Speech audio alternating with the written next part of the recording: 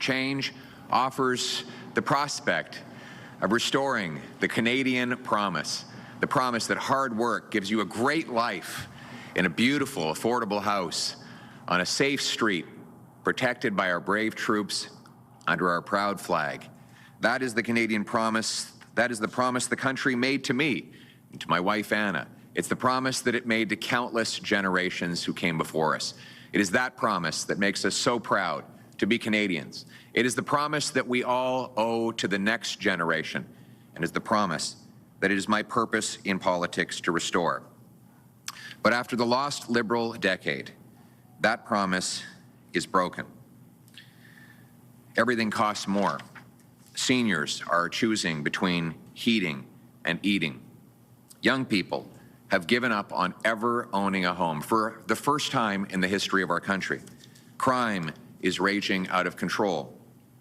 Immigration has been broken by Liberal policies that grew population at a rate 3 times faster than our housing stock, crowding out homes, health care, and jobs. For 3 Liberal terms, Canada has had the worst GDP per capita of any country in the G7. Much of that while Mark Carney was Justin Trudeau's economic advisor. And the OECD forecasts that Canada will have the worst economic growth out of all of its roughly 40 nations for the next 30 years. La promesse du Canada, la promesse canadienne. The Canadian promise that hard work will afford you a great life in an affordable house on a safe street is a promise that is now broken by the Liberals. After the lost Liberal decade, Canadians can no longer afford to get their groceries. Seniors need to choose between heating and eating. Young people have lost any hope of owning a home one day. The crime is rising. Inflation is out of control. Over the past 3 mandates, Liberals gave us the worst economic growth in the G7, and the OECD has predicted that we will again for the next 30 years. This is Mark Carney's record as Justin Trudeau's economic advisor, and it is Justin Trudeau and the Liberals' legacy.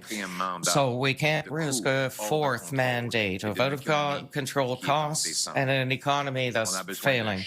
We need change to make life affordable and safe, and change to put Canada first. This is why that we are announcing our platform today to make a change, and allow those who work hard to have a great life and a nice retirement in safe neighborhoods with an affordable life. You know, we have to take into consideration the context in which we're announcing this platform for a change.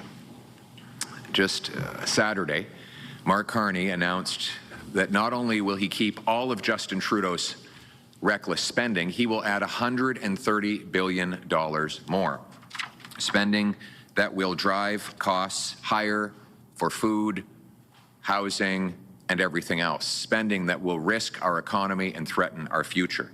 It's not that Mark Carney is as bad as Justin Trudeau. He's far more costly. We also learned from media reports that the Carney platform was already written for Justin Trudeau. So Mr. Carney has the same Liberal MPs, same Liberal ministers, same Liberal platform, and you will get the same disastrous Liberal results. And it is a very dangerous future if the Liberals get their 4th term. And this isn't just my words. It's Mark Carney's own government department. Just a week ago, we learned that one of the departments of the government, the Privy Council office, has made some very depressing predictions about the way the country is headed after a decade of Liberal rule. I'm going to quote directly from this Privy Council report. In 2040, upward mobility is almost unheard of in Canada, they predict.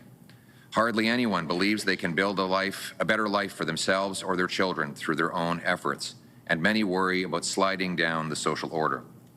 It forecasts more people may struggle to afford rent, bills, and groceries.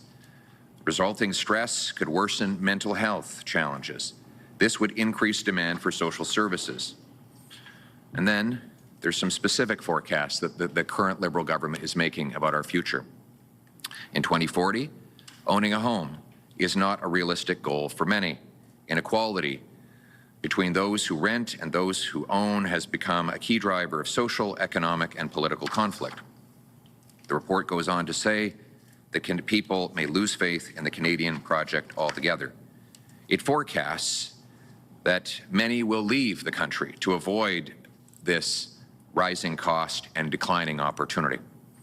And they believe that it will lead to a mental health crisis. More people will emigrate to jurisdictions where they believe upward mobility and or higher standards of living are easier to obtain.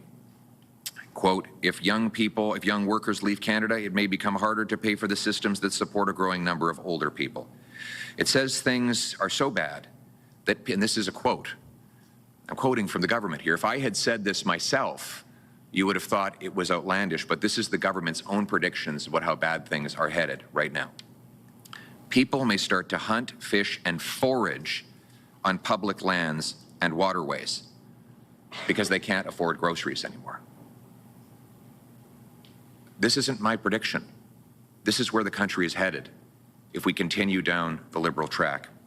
It sounds incredible, something from a post-apocalyptic TV show like Fallout or The Last of Us, but this is the forecast from Prime Minister Carney's own government department, the Privy Council Office. Now, Mr. Carney plans to continue the very policies that got us into this mess in the first place. In fact, he plans to go even further. $130 billion of additional spending above and beyond what Justin Trudeau had already promised will take the new debt that Liberals are projected to add over the next 4 years to $250 billion of inflationary, cost-driving spending that threatens our social programs and our future. Monsieur Carney will not only maintain all of Justin Trudeau's debt, but he plans to add even more debt and spending, $130 billion of new spending on anti-growth and anti-development programs for decades. He said we should keep half of our oil in the ground, and he wants to keep in place the anti-development C-69. He is adding to all this spending to the already existing deficit, and so a fourth mandate of the Liberals will be even more costly than the first three mandates. They'll have to print even more money and hike taxes even higher, with inflation driving up grocery costs, housing, and gas even worse, just like the last 5 years when he was Trudeau's economic advisor. But the good news is, it doesn't have to be this way. We can choose change. We can choose hope. We can choose our future.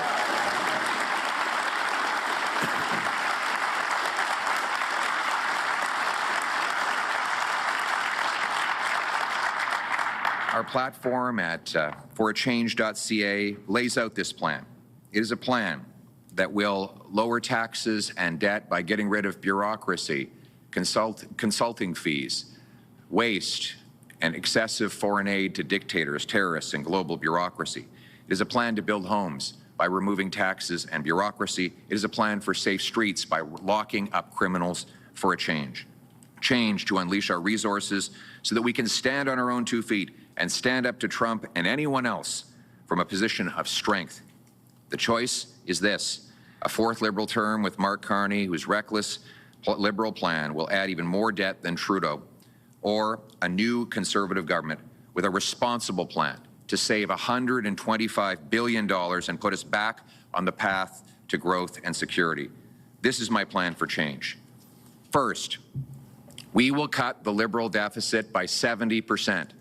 By cutting back on bureaucracy, consultants, foreign aid to dictators, terrorists, and global bureaucracies, slashing money for special interests, and unleashing $500 billion of extra economic growth by unlocking the power of our resources and home building. We will, thank you.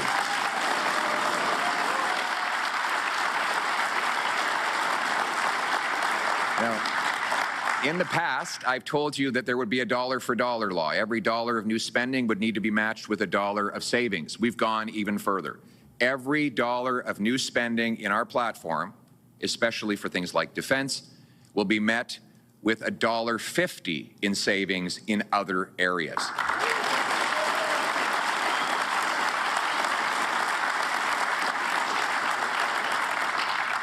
We will cut consulting fees that the government pays by $10 billion annually and almost $20 billion over the term. Gradually and through attrition, without mass layoffs, we will wind down the cost of the bureaucracy by hiring back only 2 people for every 3 who voluntarily retire. We'll cut back on foreign aid by roughly 1/3 so that we no longer give money to terrorists, dictators, and global bureaucracy. The money will go to frontline people in need. We will...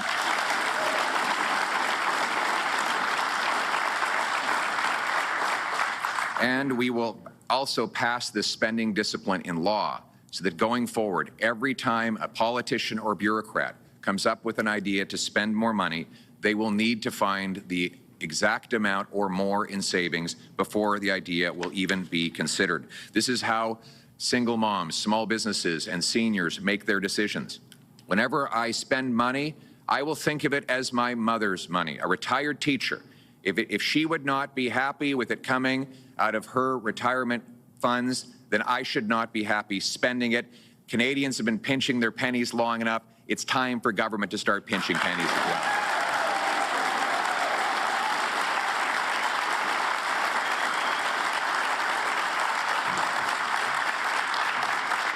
We will unleash $500 billion of economic growth, a number certified by the former chief economic analyst of Stats Canada and by a former associate deputy minister. This growth will be the direct result of repealing liberal anti-energy laws, removing bureaucracy that blocks home building, and cutting taxes on investment. This boom in growth will bring in $70 billion of additional revenue, money that we can use to pay for our cherished programs and military without raising taxes on Canadians. Which brings me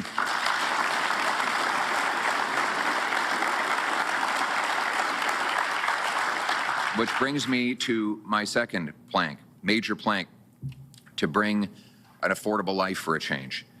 A Conservative government understands that $1 left in the hands of the person who earned it is always better spent than $1 in the hands of the politician who taxed it.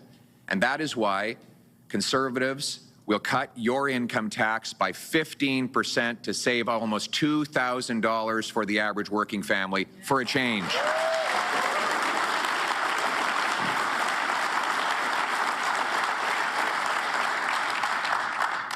Third, we will axe the federal sales tax on new homes up to $1.3 million and pay municipalities to cut their building taxes to knock $100,000 off the price of a new home and build 2.3 million homes for Canadians over the next 5 years.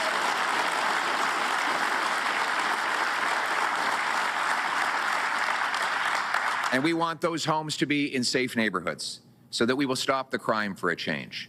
We will lock up violent criminals and bring home safety.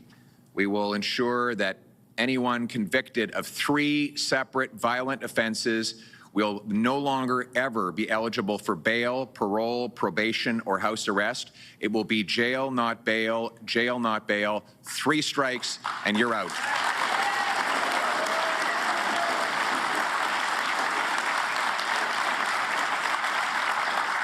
And we will put our own country first for a change. By repealing anti-resource laws Liberals have used to push us down and push our investment out, we will bring home the $500 billion that the Carney-Trudeau Liberals pushed to the Americans. We will build pipelines, mines, and other major projects. We will use the funds to rebuild our military so that we are a truly sovereign and strong nation that stands on its own 2 feet and stands up to anyone who confronts us. We are a nation that is proud, a nation that will be strong, and a nation that will assert its sovereignty for a change. C'est ça mon plan. That's my plan. Pour le changement. That's my plan for change.